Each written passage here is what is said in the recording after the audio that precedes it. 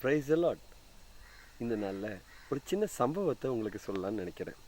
Mark 6ஆம் அதிகாரத்தில் 1லிருந்து 6 வரை இருக்கிற வசனங்களை உங்களுக்கு நான் வாசித்து காமிக்கிறேன் பாருங்களேன்.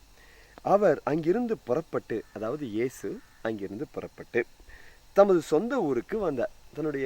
தான் பிறந்த வளர்ந்த ஊருக்கு வந்தார்.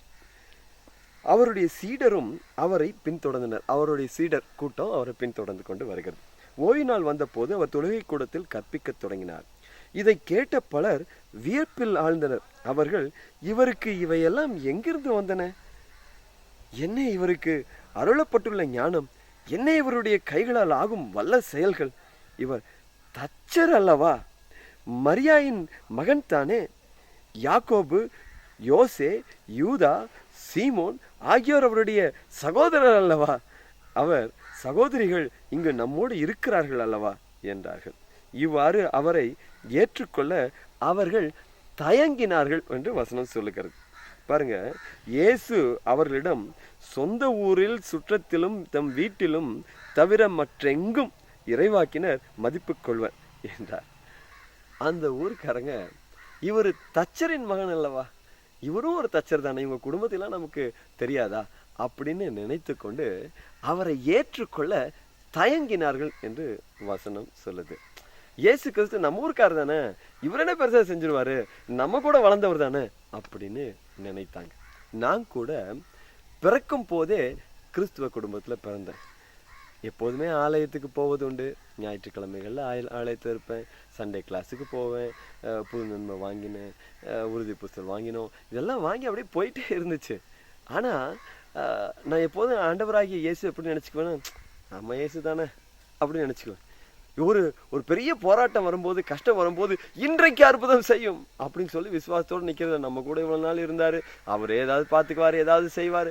பெரிய விசுவாசம் இல்லாமல் நடந்து கொண்ட நாட்கள் உண்டு. ஒரு நெருக்கடியான சூழ்நிலை வந்துச்சு. அப்போ கூட இயேசுகிட்ட போய் எனக்கு இதில் ஒரு அற்புதம் செய்யுங்க அப்படின்னு சொல்லி கேட்க தோணலை. நம்ம ஆலயத்திலேயே வளர்ந்துருக்குறோம், நம்ம நெருக்கடி அவருக்கு தெரியாதா? அவருக்கு அதெல்லாம் தெரியும்.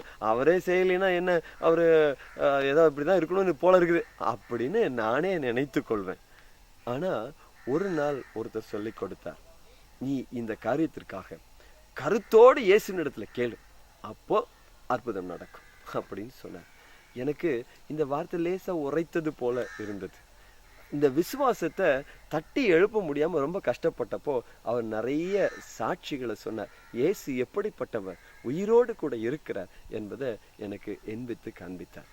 அப்போ அந்த நாட்களில் இருந்த கஷ்டமான ஒரு சூழ்நிலைக்காக ஆண்டவருடைய சமூகத்தில் போராடி ஜெபித்த ஆண்டவர் அற்புதம் செஞ்சாருங்க. உண்மையாவே அந்த நாட்களை மறக்கவே முடியாது. ஒருவேளை இதை கேட்டுட்டு இருக்கிற நீங்க, இந்த பிரச்சனைலாம் நம்ம கூட வந்துருச்சு, அந்த இயேசுகிட்ட பல சமயம் சொல்லியாச்சு அப்படின்னு நினச்சிட்டு அப்படியே போயிட்டே இருக்கிறீங்களா? கவலைப்படாதீங்க. இன்னைக்கு நீங்கள் நம்புங்க, இன்று இயேசு எனக்கு அற்புதம் செய்வார், அவரால் முடியாத காரியம் ஒன்றும் இல்லை அப்படின்னு நீங்கள் நம்புங்க. அப்போது அந்த அற்புதத்தை இன்னைக்கு நீங்கள் பார்ப்பீங்க. ஒரு நாள் வால்பாறையில் நடந்த ஒரு சம்பவத்தை நான் சொல்கிறேன் பாருங்களேன். ஒரு பெரிய இடி ஒன்று விழுந்தது. அங்கே இருந்த ஒரு மரம் அப்படியே கருகி போச்சு. ஆனால் கருகி அதோட மிச்சம் என்னவா இருந்துச்சுன்னா ஒரு சிலுவையாக இருந்துச்சு. அதை பார்க்கறதுக்கு நிறைய பேர் போனாங்க. ஒரு அருமையான தாயாரும் அங்கே வந்திருந்தாங்க. பணக்கார குடும்பத்துலேருந்து வந்திருந்தாங்க. அந்த தாயார் என்ன செஞ்சாங்க, தன்னுடைய பிள்ளை, கால் ஊனமான பிள்ளைய வண்டியில், வாகனத்தில், 4 சக்கர வாகனத்தில் உட்கார வைத்துட்டு இந்த சிலுவை பக்கத்தில் வந்துட்டு அவங்க சொல்லி ஜெபம் பண்ணாங்களாம், இயேசுவே நீ உயிருள்ள கடவுளாச்சே, எனக்கு ஒரு அற்புதம் செய்யக்கூடாதா, என் பிள்ளைய நீங்கள் எழுப்பக்கூடாதா அப்படின்னு சொல்ல ஆரம்பித்து அழ ஆரம்பித்து அவர் செஞ்ச அற்புதங்களெல்லாம் நினைக்க ஆரம்பித்தாங்களாம். நினைக்க நினைக்க நினைக்க இவங்களுக்கு கண்ணீர் வர ஆரம்பிச்சுதான். இந்த பிள்ளை, ஊனமான பிள்ளை, வாகனத்தில் உட்கார்ந்து கொண்டு இருந்தவன் இவங்க அம்மா ஏன் அழறாங்க அப்படின்னு பார்த்து கொண்டே இருந்தானா.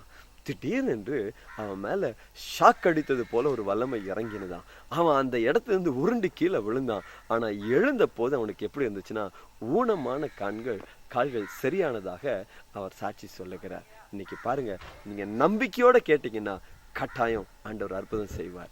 இன்று எனக்கு வேண்டும் ஆண்டவரே என்று சொல்லி நீங்க நம்புங்க, ஆண்டவர் அந்த காரியத்தை இன்று உங்களுக்கு வாய்க்க பண்ணுவார். Praise the Lord.